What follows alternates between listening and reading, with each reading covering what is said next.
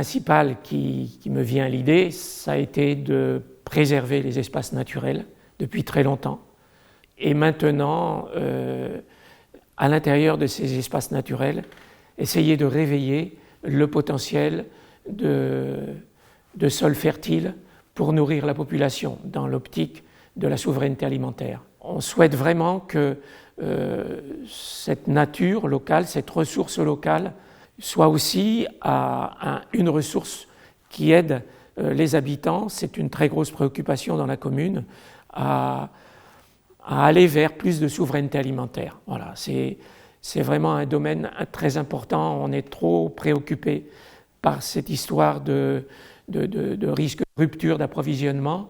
Il faut vraiment que les espaces naturels soient au service d'une souveraineté alimentaire pour les habitants, mais aussi pour les animaux, pour les végétaux, et que tout le monde y trouve son compte, quoi, en termes de ressources locales, quoi. En 2014-2016, on avait développé une démarche avec les citoyens, une démarche participative d'inventaire citoyen, mais c'était un inventaire de la biodiversité plutôt orienté vers les espaces naturels. Et cette année, parce que le climat inquiète beaucoup d'esprits, que ce soit chez les habitants, que ce soit chez les élus, on essaie d'orienter une démarche ABC, Atlas de la biodiversité, avec des partenaires associatifs et leurs experts, vers l'aménagement de la nature dans les espaces urbains. Voilà. On ne quitte pas le domaine des espaces naturels, mais on veut mieux faire la liaison entre ces espaces naturels et la vie urbaine, et deux, on veut essayer de mieux comprendre ce qui se passe en termes de biodiversité dans notre pôle de vie principal, et essayer d'en tirer les enseignements le plus possible pour qu'avec les habitants, la nature soit plus accueillie, mieux accueillie, et qu'elle aide à mieux vivre aussi en termes de climat, de température, puis de biodiversité, qu'elle soit animale ou végétale, quoi, voilà.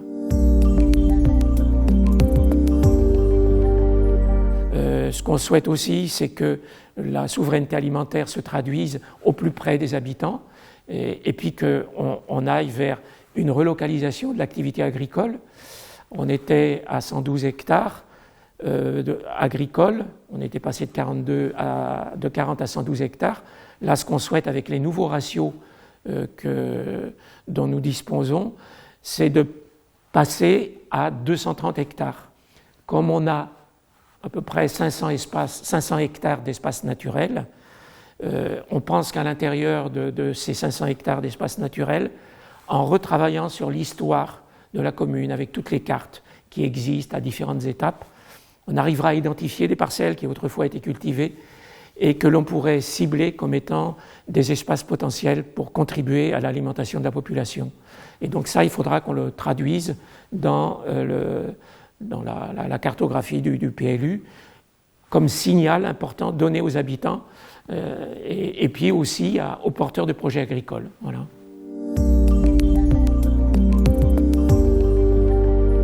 Moi, j'ai beaucoup appris, j'ai beaucoup progressé, et les gens autour de moi aussi, en rejoignant des réseaux, en ne restant pas seul, en rejoignant des réseaux de communes très différentes. Ce sont souvent des moments de rencontre et de réflexion qui aident à progresser.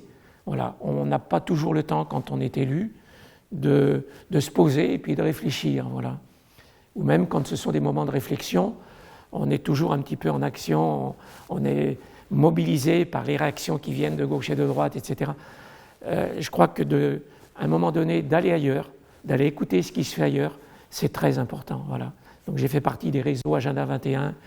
Mon collègue a créé un Plus Bio, des réseaux des communes qui travaillent dans le domaine de la restauration collective bio, etc.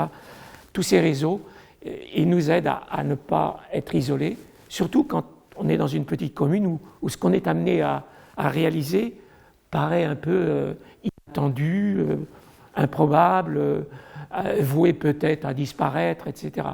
Le fait d'être en réseau, ça aide à se serrer les coudes, pas tout de suite avec les gens qui nous sont proches, parce qu'il ils observent, mais avec d'autres qui sont ailleurs, et ça nous conforte dans notre démarche. Voilà. Et un autre aspect qui me paraît important aussi, c'est de tenir compte de l'histoire des territoires.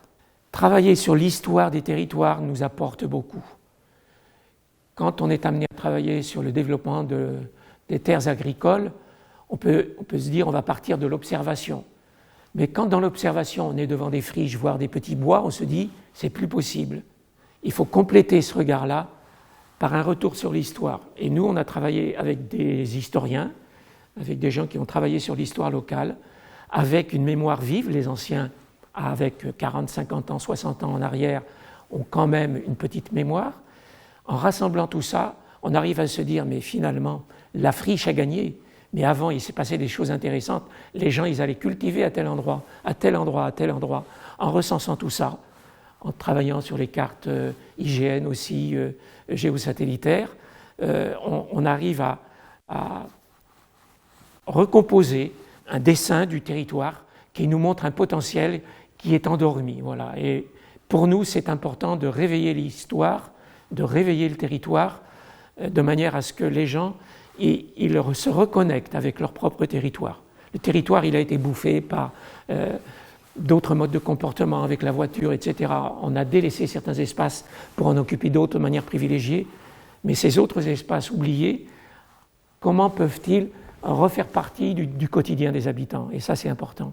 Et l'histoire, il faut la regarder de près. Voilà.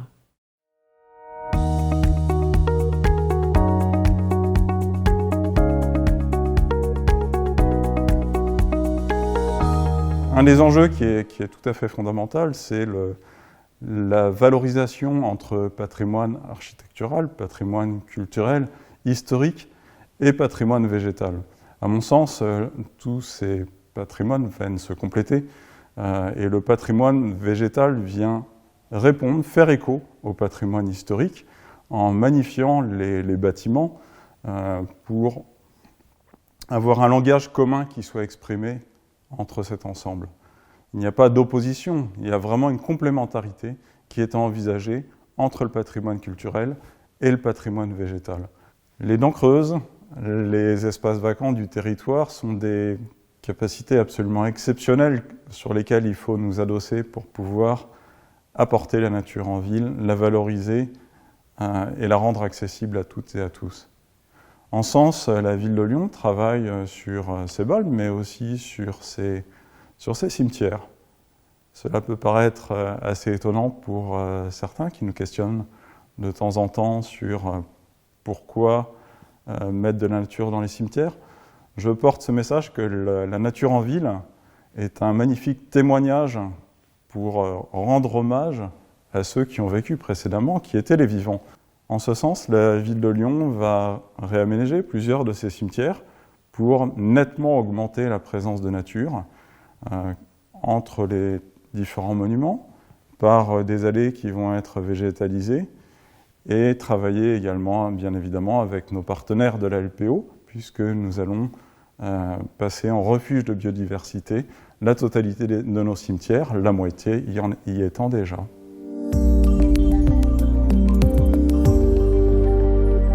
Mon rôle d'élu, c'est tout d'abord d'être à l'écoute des habitants, des Lyonnais, des Lyonnaises, pour connaître leurs besoins en termes de souhaits pour végétaliser la ville, pour l'adapter au réchauffement climatique, apporter des îlots de fraîcheur pour lutter contre ces spots de chaleur, que ce soit par les parcs, que ce soit par les jardins, les cours d'école végétalisés, l'accompagnement des voiries également qui vont être beaucoup plus plantées, la création de zones de fraîcheur avec les fontaines qui vont être largement augmentées également dans la ville.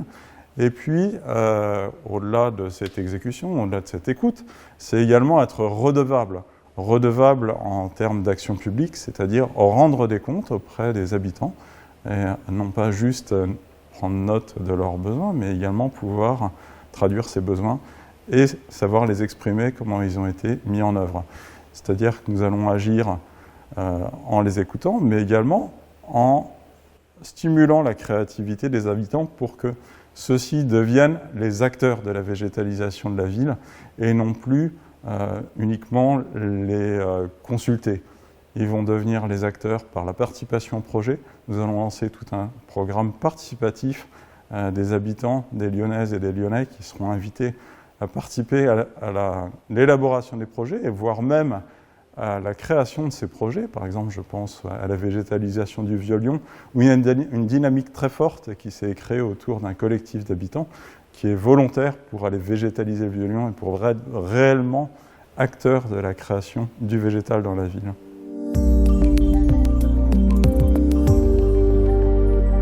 Les facteurs de réussite sont essentiellement humains. Avoir un travail qui soit coopératif, aussi bien avec les habitants des quartiers, avec les mairies d'arrondissement pour avoir un dialogue constructif, et puis également avec les services. Services avec les élus, et puis services entre eux.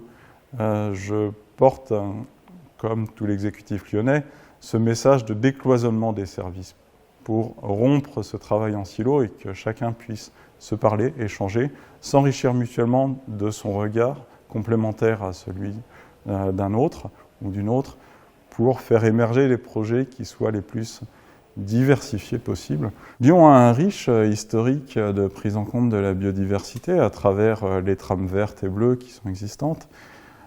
Pour cela, elle s'est appuyée sur des échanges nombreux avec ses habitants pour intégrer ce besoin de nature en ville. Elle a donc doté sa direction des espaces verts d'un bureau d'études qui est très expérimenté.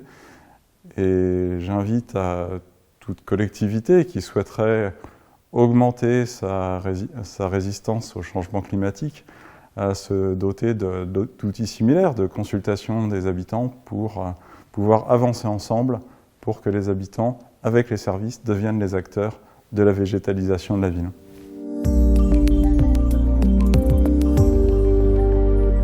Il me semble particulièrement intéressant de pouvoir échanger au sein d'une structure telle que Plantes et Cités, qui est tout à fait profitable pour les élus, pour les techniciens, que chacun puisse apporter son expérience dont il est riche, en témoigner, en faire bénéficier ses collègues, ses confrères, que chacun puisse s'enrichir et partager un message en apportant le sien à la collectivité.